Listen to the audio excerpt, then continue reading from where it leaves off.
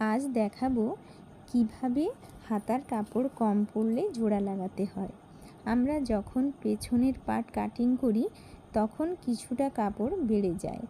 ওই কাপড়টি হাতার ডিজাইনের সাথে মিলিয়ে একটি সেলাই দেব ও সামনের দিক দিয়ে একটি চাপ সেলাই দেব ও লাইনিংয়ের মাপে রেখে বাড়তি কাপড়টি কেটে নেব।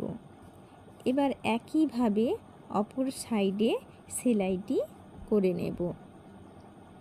এখানে কাপড়টা কম লাগবে তাই কম কাপড় দিয়েই করে নিলাম।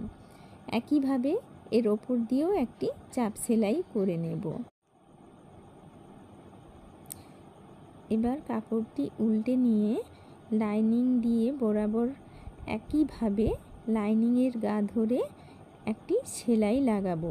সেলাইটা যেন কোনোভাবেই কাপড়ের ওপরে না হয়, পুরো সেলাইটি আমাদের লাইনিংয়ের ওপরেই দিতে হবে যাতে কাপড়টি লাইনিংয়ের সাথে সুন্দরভাবে তৈরি হয়ে যায়।